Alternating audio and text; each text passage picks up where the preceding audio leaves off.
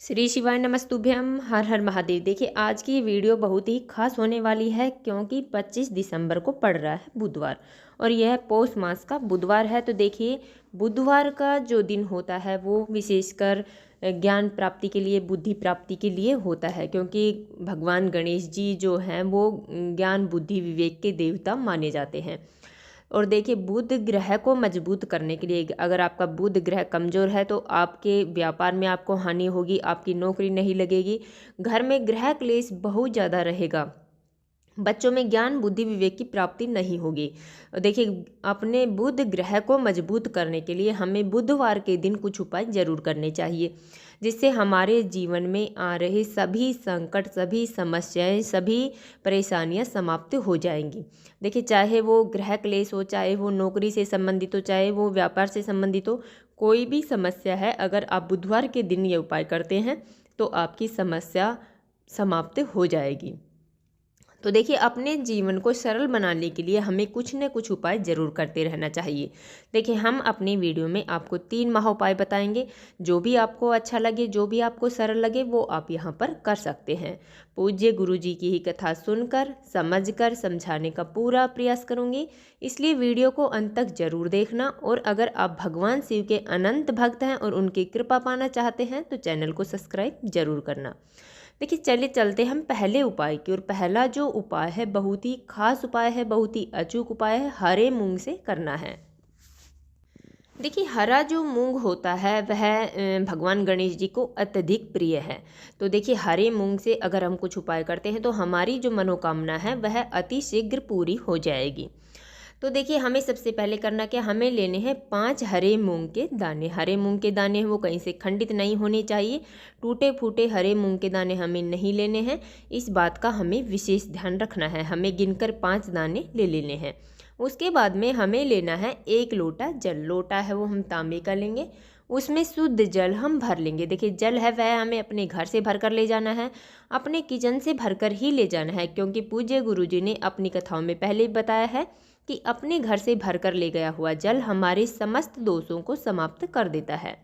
तो देखिए हमें अब ये सब सामग्रियां लेकर पहुंच जाना है भगवान शिव के मंदिर में। देखिए वहाँ पर जाकर हमें सबसे पहले जो हमने 5 हरे मूंग के दाने लिए हैं उनमें से 1 हरा मूंग का दाना हमें लेना है और उसे हमें भगवान शिव के शिवलिंग पर, जहाँ पर गणेश जी का स्थान होता है, देखिए जब हम उत्तर की तरफ मुँह कर बैठेंगे तो जो हमारा सीधा जो हाथ होगा उस साइड में गणेश जी का स्थान होता है, वहाँ पर हमें 1 हरे मूंग का दाना समर्पित कर देना है। उसके बाद में हमारे पास 1 लोटा जल है। देखिए उस जल में से हमें थोड़ा सा जल उस हरे मूंग के दाने पर समर्पित कर देना है, भगवान गणेश जी का स्मरण करते हुए। देखिए उसके बाद में हमारे पास 4 हरे मूंग के दाने और बचे हैं। उन 4 में से हमें 1 हरा मूंग का दाना लेना है और उसे भगवान शिव के शिवलिंग के ऊपर, जहाँ पर माता अशोक सुंदरी का स्थान है, वहाँ पर हमें समर्पित कर देना है। देखिए जलाधारी के बीच में जो मोटी सी लाइन होती है वह माता अशोक सुंदरी का स्थान माना जाता है।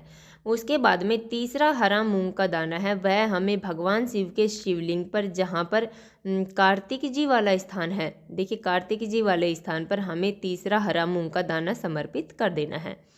अब हमारे पास 2 हरे मूंग के दाने और बचे हैं। उनमें से 1 हरा मूंग का दाना हमें लेना है और उसे हमें नंदी जी के पास लेकर जाना है। और नंदी जी का जो खड़ा वाला पैर होता है उस खड़े वाले पैर के पास हमें वह 1 हरा मूंग का दाना समर्पित कर देना है। देखिए उसके बाद में 1 हरा मूंग का दाना जो हमारे पास शेष बचा है उसे हमें लोटे के अंदर डाल लेना है। उसके बाद में हमें यह 1 लोटा जल भगवान शिव के शिवलिंग पर ओम बुद्ध बुद्धाय नमः का स्मरण करते हुए या फिर बुद्धेश्वर महादेव का स्मरण करते हुए यह 1 लोटा जल हमें भगवान शिव के शिवलिंग पर समर्पित कर देना है।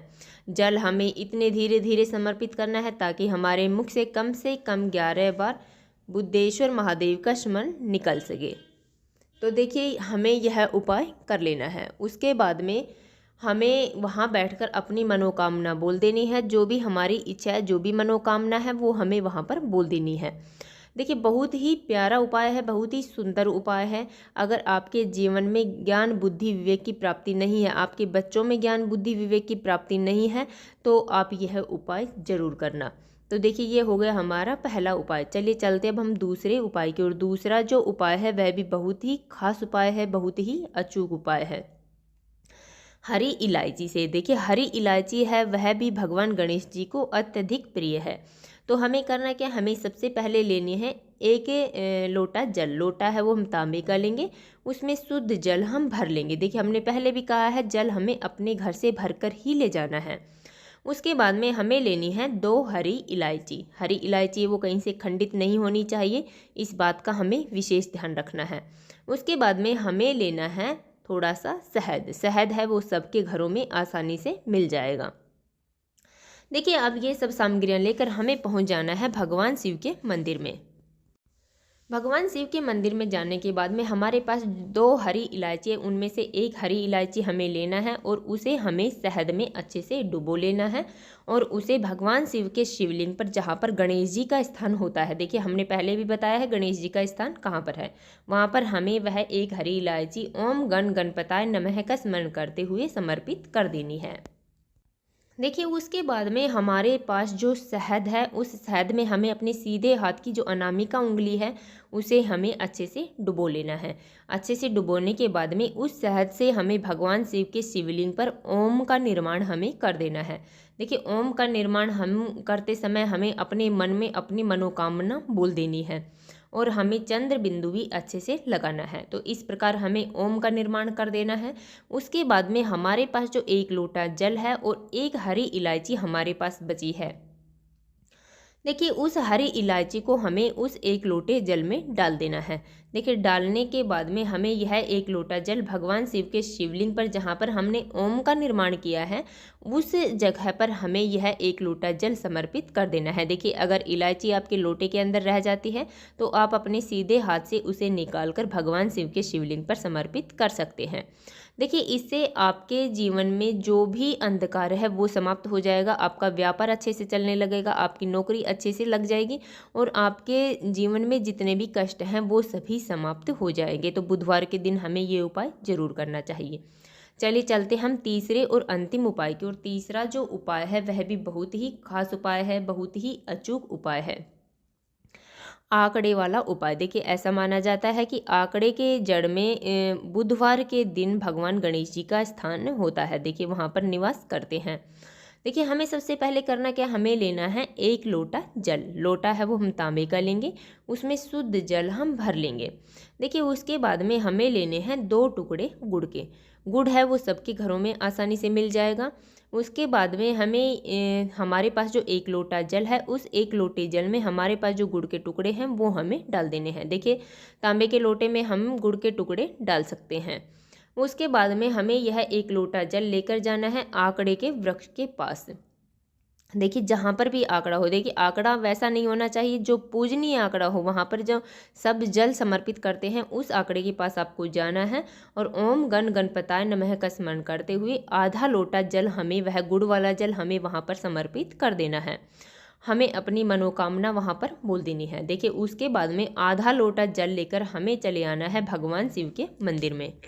भगवान शिव के मंदिर में आने के बाद में हमें आधा लोटा जल भगवान शिव के शिवलिंग पर समर्पित कर देना है। देखिए हमें वो ही मनोकामना हमें यहाँ पर भी बोलनी है जो हमने भगवान गणेश जी के आंकड़े के पास हमने बोली थी।